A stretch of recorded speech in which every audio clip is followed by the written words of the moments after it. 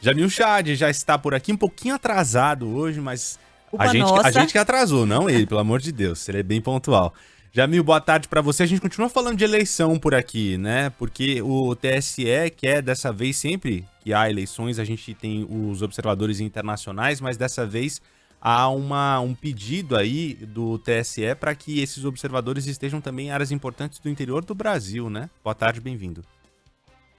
Boa tarde, Adriana, boa tarde a todos. Boa tarde. É isso mesmo. A eleição é extremamente importante porque ela não só vai escolher o próximo presidente, mas também ela vai ser uma espécie de teste para o próprio sistema. E aí o que o TSE quer é justamente mostrar aos observadores internacionais que não existe nenhuma brecha para a discussão sobre a fiabilidade do sistema.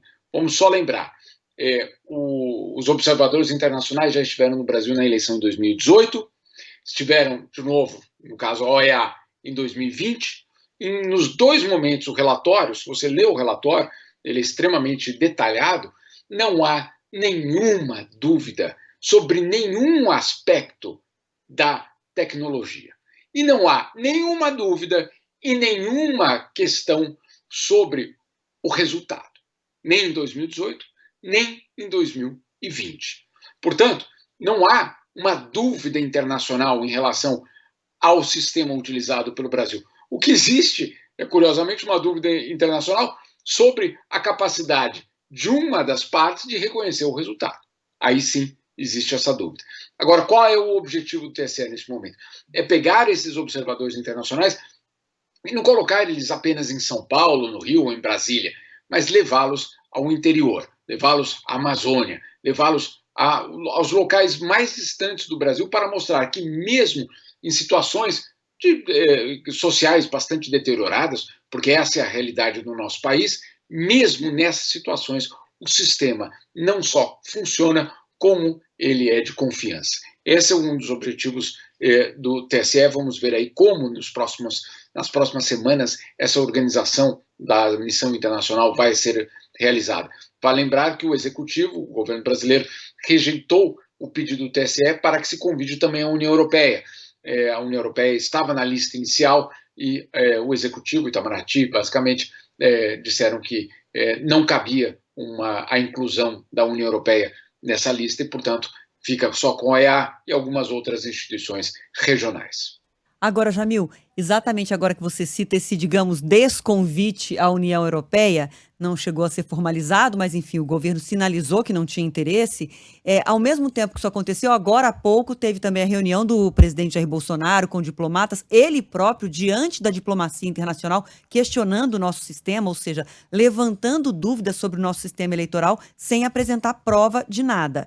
O que eu te pergunto é, esses observadores que vêm para o Brasil, eles estão observando, eles que vêm sempre a cada eleição fazer esse monitoramento, observam um Brasil muito diferente nesse momento, né? Como é que é o trabalho dessas pessoas no momento em que eles vêm para, de alguma forma, testar, como já testaram em outras eleições, que o sistema é confiável, quando o governo estimula exatamente o contrário, sem apresentar provas? É uma situação vexatória até em alguns momentos. Você vê essa situação do próprio presidente, sem prova nenhuma, questionar um sistema que é confiável, inclusive internacionalmente. Como é que fica o trabalho dessas pessoas?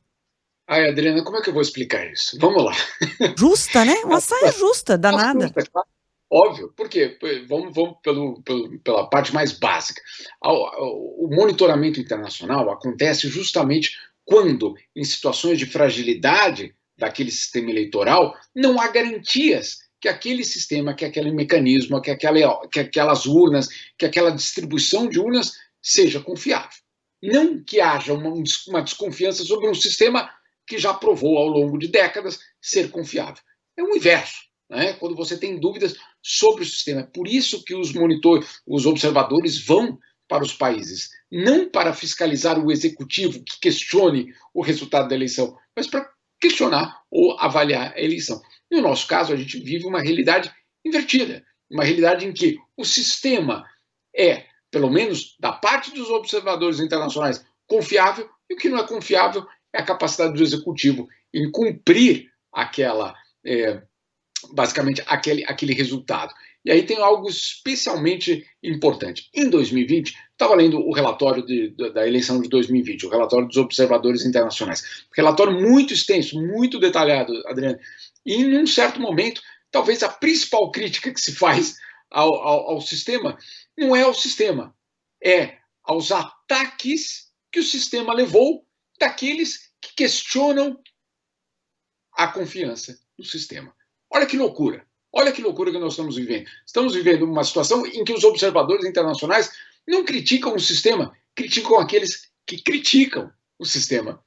Ou seja, nós estamos aí diante, obviamente, de algo inédito.